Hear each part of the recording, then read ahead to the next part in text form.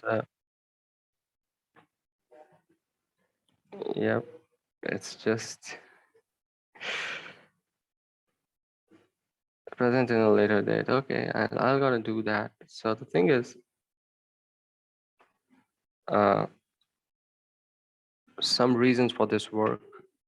So most of the English translations are done by either university professors of comparative religion or associated fields, or colonialists who came to the East, or people using third-party sources or other translated works. And so the thing is, yep. So there are basically these are the reasons why I started this work, this translation, that university professors of comparative religion or associated fields, colonialists who came to the East, and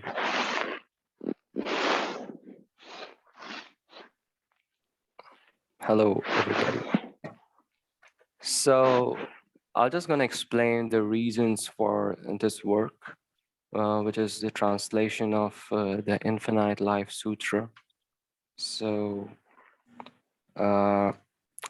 So the fundamental reason is that most of the English translations are done by people who are not, actually practicing Buddhists, and um, the they have been usually university professors of comparative religion or associated fields, or in the past, in 18th and 19th century, it was done by colonialists who came to the East, and and as you can see that people using third-party sources or other translated works, and actually not going to the original sutra in the translation of the work. And this is one of the main reasons that I, started the translation from the actual Sanskrit sutra. So moving on, the further reasons for this work is basically three whys. So uh, are you able to listen what I'm saying? Like, is everything clear to you?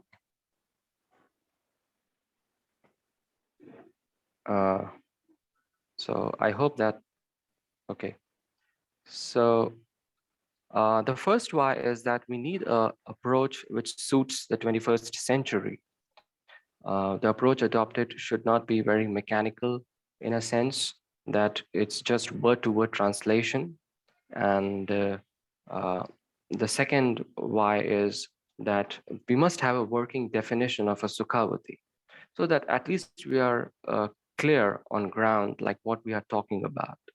And the third is, uh, among all the Sukhavatis, basically among all these parallel dimensions, what we are calling as Pure Land, why Amitabha Buddha's Sukhavati is a more simplified solution. So, uh, so if you look at it, so I would say that if you look at it, it's not, yeah, the Sukhavati, it is composed of two words, basically. One is Sukh and another is Vati. Sukh means happiness in Sanskrit, and Vati means full of. That means full of happiness. That means we are talking about a parallel dimension, an alternate reality, which is full of happiness. Now, how it relates to the first noble truth, I'll talk about in a bit later. So first, let's understand how the Yogacharya school and the Tatagarbha school and the Navyana school, which is the most recent school, have talked about the idea of Sukhavati. So the Yogacharya school is basically the matrix school of Indian Buddhism, where the much talk has been how it is mind-only school. And there, as you can see, the bodhicitta, so bodhicitta is the mentality of a bodhisattva to become a Buddha. So bodhicitta is attained through dhyan, that is called as Chan in Chinese and Zen in Japanese. And there is equal focus on the four enlightened beings, which we'll see later. And the element of faith is not pretty much required over there. And there has been focus on more reason-based philosophies like Madhyamika, Shunyata, and Nirvana, which can be, something which can be reasoned and something which also presents a nihilistic point of view. And because of that, it seems more freestyle, although there are precepts and vows there as well, but it's seemingly more freestyle. So does anybody have, okay.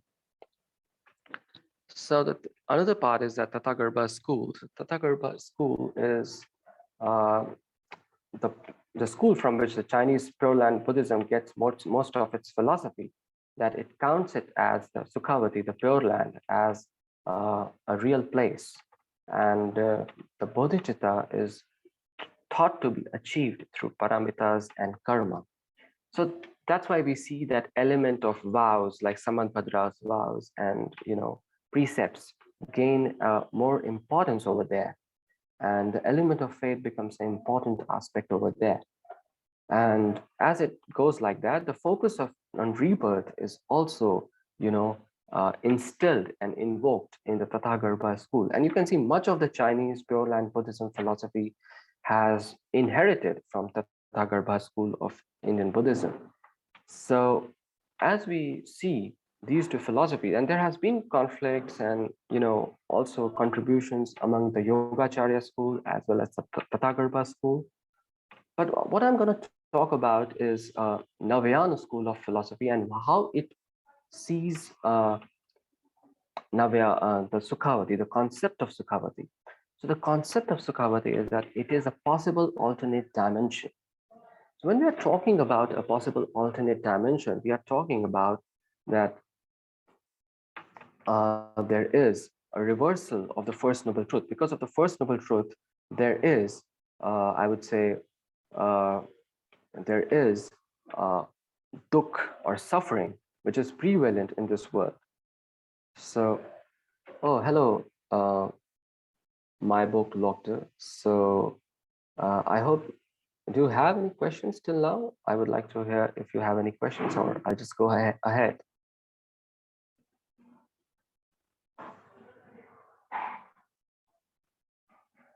Okay. I'll just say hi, my book,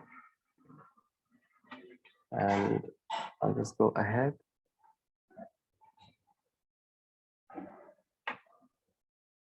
And so the thing is, what I'm gonna talk about is that all four ways of enlightenment is appreciated in the Navayana school of philosophy. And the bodhicitta, the cultivation of bodhicitta, that is the mentality to attain Buddhahood, is the main focus. Whether it is from dhyan, that is Zen or Chan, or whether it is through paramitas or vows, precepts, that doesn't matter. The thing that matters is if somebody is able to cultivate bodhicitta through whatever works for him. And thereafter, what we are going to see is the focus is more on, oh, okay. Hello, Jiawen. So yeah, so the thing is, the focus, so bodhicitta through whatever works, the dhyana is a paramita. And the focus that I just want to say is that it should be on this life's karma. So one of the things that is, most confusing to people is the concept of reincarnation or rebirth. And my take on this is that when you're thinking about reincarnation or rebirth, my point of view is that it should not be, understood without first understanding about this life. Like you should not go into past lives, previous lives, without figuring out what this life is for. So the first focus, because we live in a world where attention span is, much more smaller, and therefore, since attention span is much smaller, what we need to do is that we should first focus on this life and figure out what this life is for, or our goals, or even non-goals, and what we should do ahead in life. And so those things are, um, should be the first focus.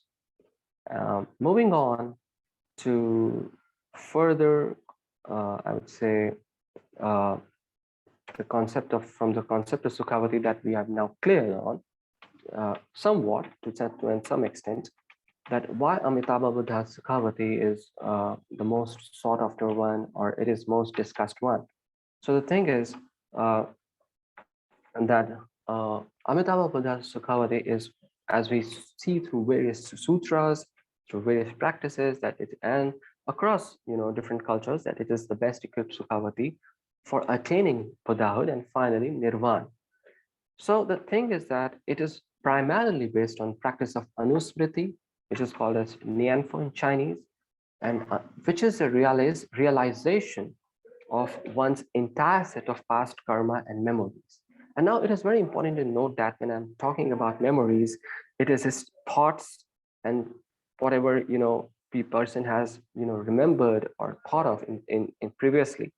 So when we are talking about memories, it is also construed, it is also taken as karma in Buddhism. So the practice of Anusmriti is realization. So how people do Anusmriti, sometimes from chanting one particular name, for example, Namo Amitabha, for sometimes just concentrating on one particular object or one particular thing, or repeating the same set of chants again and again. So there are various ways of Anusmriti, but the most popular one is to repeatedly chant the name of Amitabha. So now this practice is obviously is at a relative ease in this samsara, because there can be other practices as well. But for a general average, I would say, person, this practice of uh, getting to cultivating bodhicitta through Anusmriti is of a much more easier, I would say, much more of an easier practice. So the thing again that I was just go ahead, that the practice of Anusmriti is fundamentally to drive the cultivation of bodhicitta. So why bodhicitta? Because bodhicitta is the essence through which one can achieve Buddhahood through the bodhisattva pathway or bodhisattva domain. And therefore, now once we have understood all of this, that cultivation of bodhicitta, that is the mentality to become a Buddha, is essentially through many practices, but essentially in this particular practice was in Sukhavati, it is a practice of Anusmriti. So once we understand that, we try to understand who Amitabha is or what Amitabha is. So Amitabha is not just an infinite light of a different entity. So most of the time, what happens is that we try to figure that Amitabha is, a very different, a divine entity coming from some heavenly abode and taking us to this, realm of Sukhavati or Pure Land. But that's not the case. The case is that Amitabha is just somebody to assist us through compassion, through, pragya, pragya and compassion, the two things that is present in bodhisattvas and bodhibuddhas. But apart from that, it is through this practice of Anusmriti which finally cultivates bodhicitta. It is through the cultivation of bodhicitta that actually one is able to go through this alternate dimension. So one of the conclusion that is that even a lay Buddhist can make it a do-it-yourself thing and practice Buddhism. So that's one of the things that needs to be taken care of. Now, the Buddha nature in Amitabha is not different, and the underlying philosophy of all of this, like why Amitabha is not treated as an entirely different divine entity, is because the Buddha nature in Amitabha is not different from the Buddha nature in you. They're very fundamental, and that's a hardcore philosophy of our idea of the Tathagarbha school of Buddhism. And so that is the base, the rock on which most of the Pure Land Buddhism has been built on. And so the Buddha nature in Amitabha Buddha is not different from the Buddha nature in you. And therefore, I do understand that you may need a teacher, a guru, and all of that, but that's just an assistance. That's, we need to understand that's not something that's actually going to drive your karma. Your karma is driven by you. Your actions, mind, speech is driven by you. And therefore, fundamentally, due, it's your thing to do. You may get assistance in form of guru, in form of teacher, in form of bodhisattva, in form of many different beings, but fundamentally it is you who has to drive your Buddha nature. And therefore, even Amitabha Buddha is an assistance in the pursuit to Sukhavati. So moving on, the next, I would say, slide, which is about the translation, the translation that I have started doing, the translation. Now, why I just told you the translation, because there is no reliable translation from Sanskrit, and most of the translations are that people are even now they're doing from already translated works or third-party sources, and that's a problem. If you have the original thing, I think you should look at that first and try to translate from there.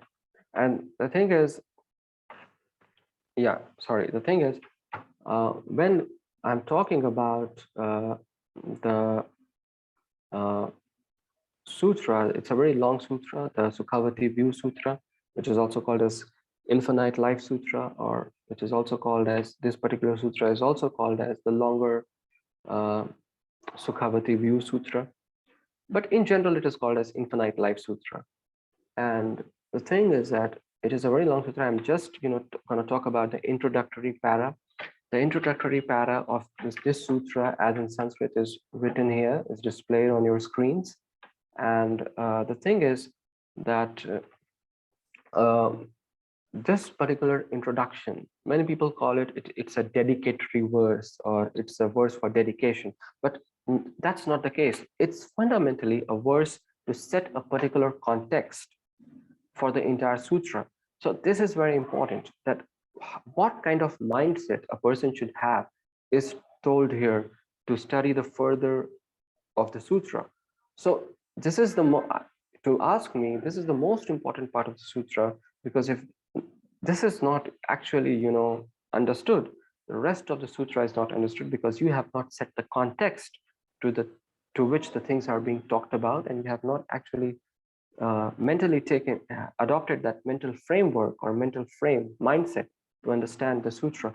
So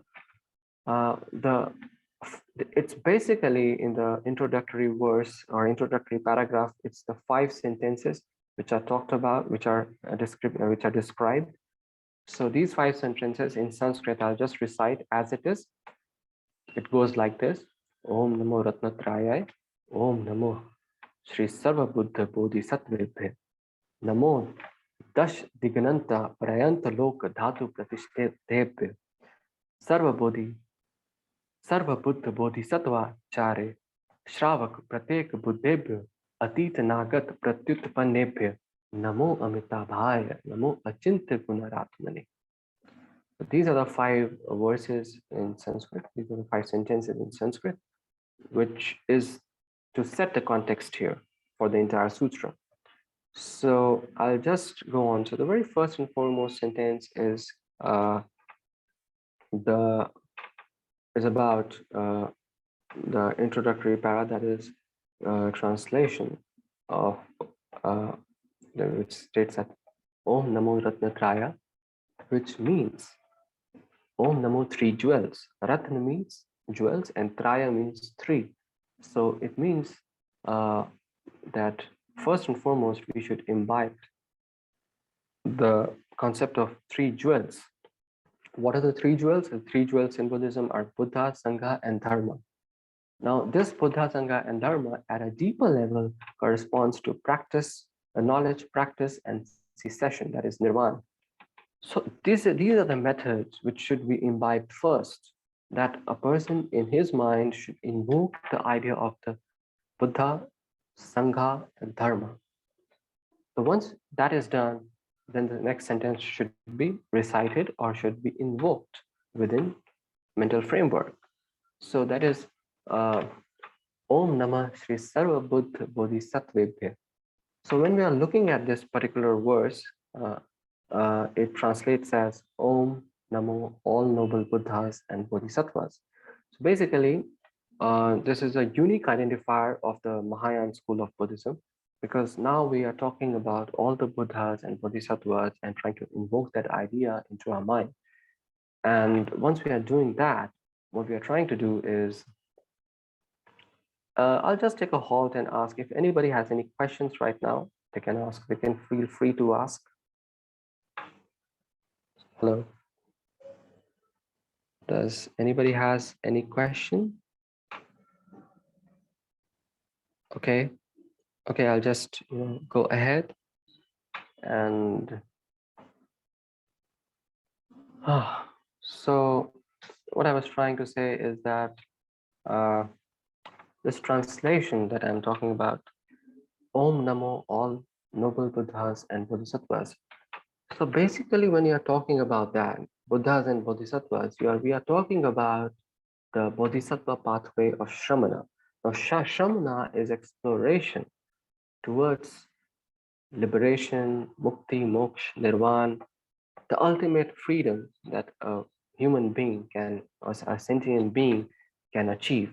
So when we are talking about that, we are talking about, especially from this particular sentence, is that we are talking about that special stress on bodhisattva.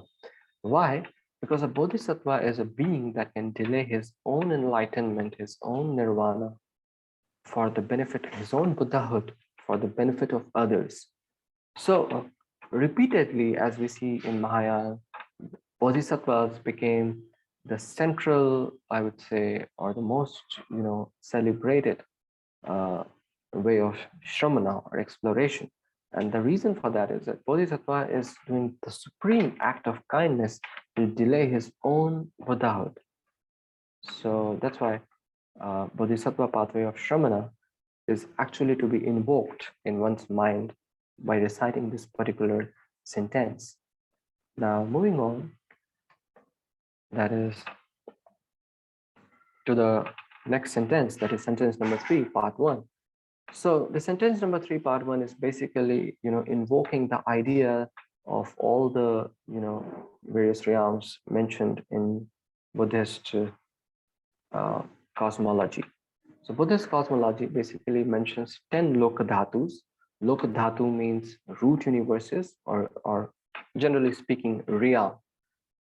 So these realms or these root universes are basically system of galaxies or system of a particular universe, which is chiefly for one particular type of a being.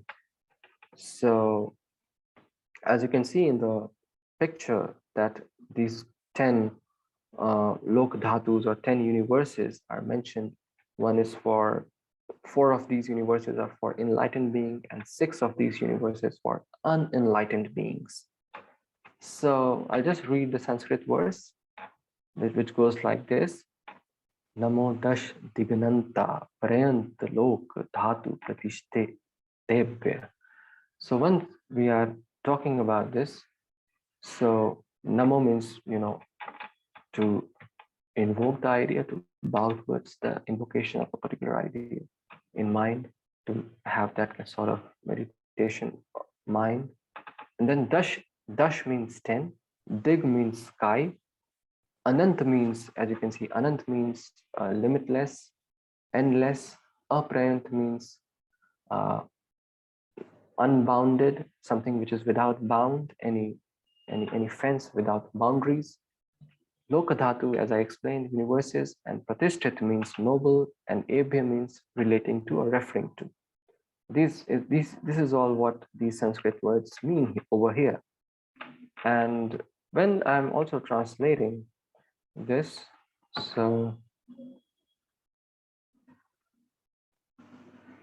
so these are the 10 realms of the Buddhist cosmology. So I'll just go ahead and talk about the lokadhatus here, and the next part of this sentence tree, which deals with Sarva Buddha Bodhisattvacha Shravak Pratek Buddhebhya Atit Nagat Pratyutpannebhya. So when this particular Sanskrit verse is being spoken, uh, what we are actually trying to do is all the four we are trying to invoke the idea of all the four enlightened beings across the three timelines. Now, I'll just mention, people know all who these four enlightened beings are, generally speaking, but I'll just, mention the Buddha here is the one who has attained Buddhahood through Bodhisattva path, and Bodhisattva is who is yet to attain Buddhahood, but is willing to attain teachings from others as well as to teach others. Shravaka is the one who has attained Buddhahood, but with the aid of teachers or guide or without teaching others. And Pratyek Buddha is the one who has neither taken any aid of the teachers or who has nor given any teachings to other and attained Buddhahood.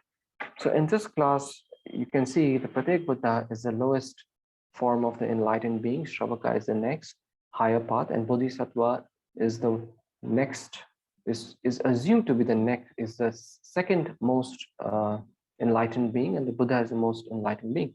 Now, why these four enlightened beings are said to be in, I would say that, in across three timelines. Now, time has a very important, I would say, aspect across all Indian philosophies.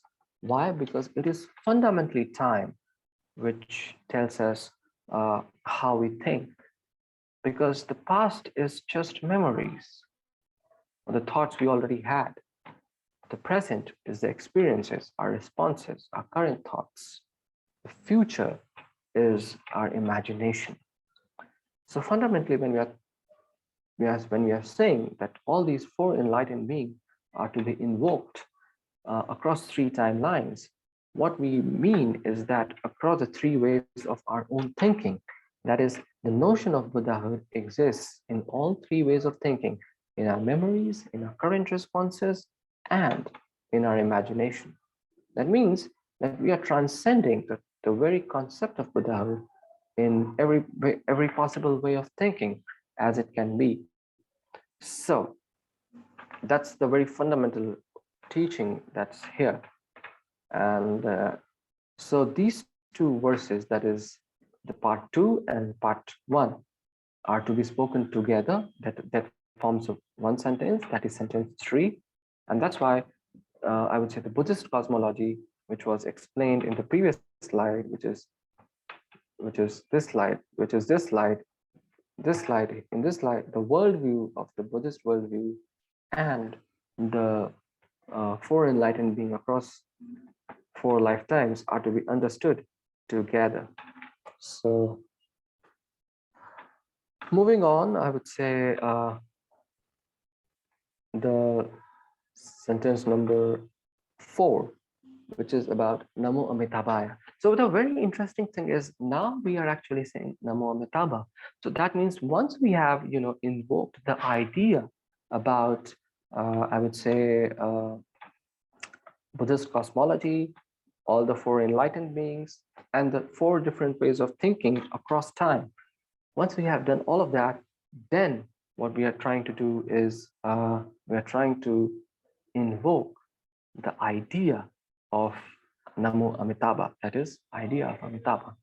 So that means that once you have this big picture, then only we are trying to invoke the Amitabha Buddha. Now, this Amitabha Buddha that is shown in this slide is actually from a sculpture that is in Bodh Gaya, and that was made during the Pala art. And this particular Amitabha Buddha sculpture is in Nirmanakaya form, which is very rare because mostly the form in which Amitabha Buddha is represented is the Sambhogakaya form.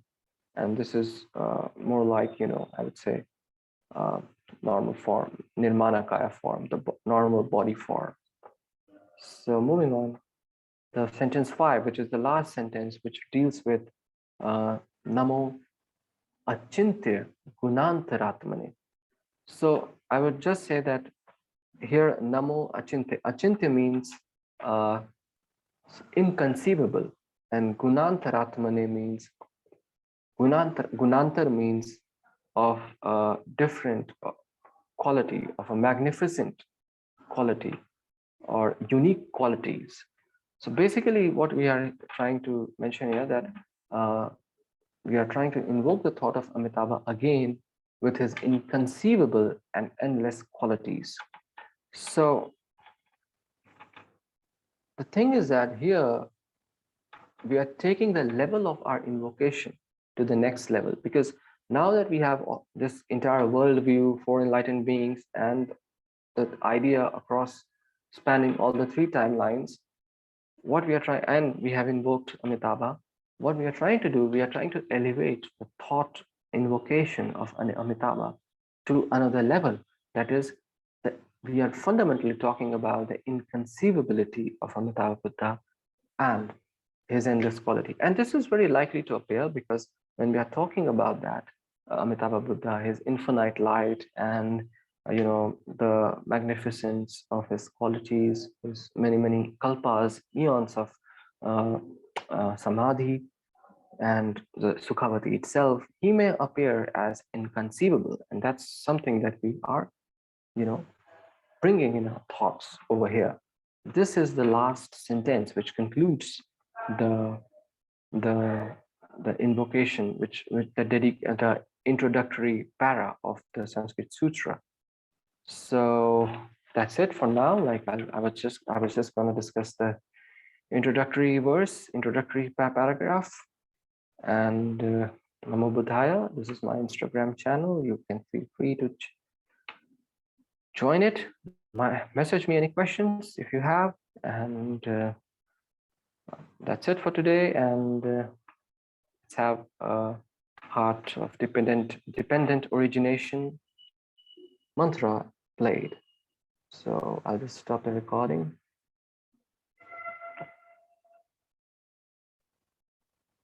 Okay.